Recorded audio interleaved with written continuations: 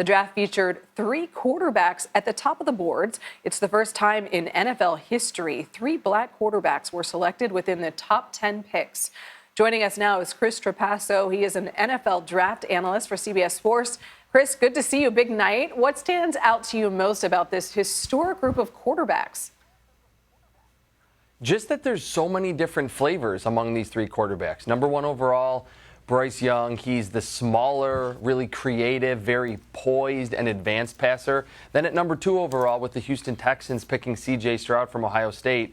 Not quite as mobile, but surgically accurate, really reads coverages very well. And then at number 4 overall, Anthony Richardson from Florida going to the Indianapolis Colts. He is your high upside, big-time athlete with a cannon for an arm. So 3 totally different quarterbacks all going inside the top 5 made for a really fun start to the draft last night. Yeah, you know, a big story in the draft every year is the players who are not picked. And some analysts projected that Kentucky quarterback Will Levis was going to be a top pick in round 1. You know, I was reading a bit about his story, apparently some perhaps perceptions of his medical situation. Why do you think he's still available?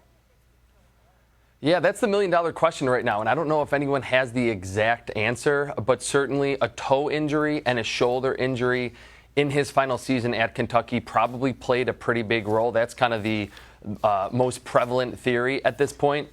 But also the fact that Will Levis threw 23 interceptions over his last 2 seasons, which is a lot higher than the other 3 quarterbacks who were selected in the first round.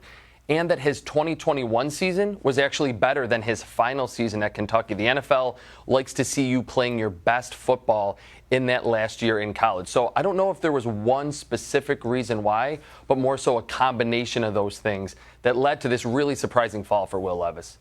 A lot of pressure. Chris, who are some of the players you have your eye on as we head into rounds 2 and 3 tonight? Yeah, it's a really good tight end class, and we only saw 1 get selected last night, so I'll start at tight end. Notre Dame's Michael Mayer, I'm really surprised he's still available. He's someone that is still very young, only played 3 seasons for the Fighting Irish, almost caught 200 passes and 20 touchdowns at Notre Dame. He's not a crazy athlete, and that's probably why he's still available.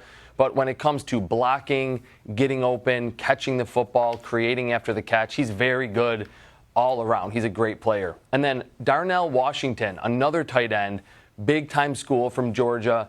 He's kind of the opposite of Michael Mayer, that he's really big, almost 6'7", 264 pounds. When he catches the football, it looks like he's catching one of those kids' Nerf balls. That's how big his hands are, kind of like a bulldozer after the catch. And I'll go to the defensive side. Brian Branch, the safety from Alabama. He's the prospect I'm most floored was not picked last night. He is the best tackling defensive back that I've ever scouted, coming from that Nick Saban program that's always good at Alabama. He's a great coverage player, 23 pass breakups. He should hear his name called very early tonight in round 2. Chris, I can't help but notice the Ravens helmet behind you. Lamar Jackson just signed a huge contract with the Ravens. What can you tell us about that? Yeah, it's now the biggest contract among quarterbacks in terms of average per year in NFL history. And it actually kind of marks the end of a tremendous story for Lamar Jackson.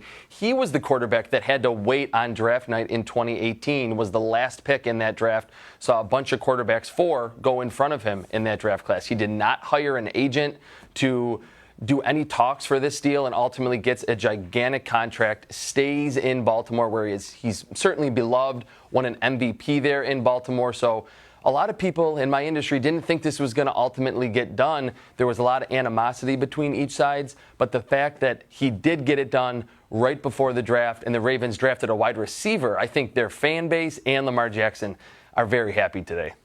Good for him. Chris Trapasso, thanks so much.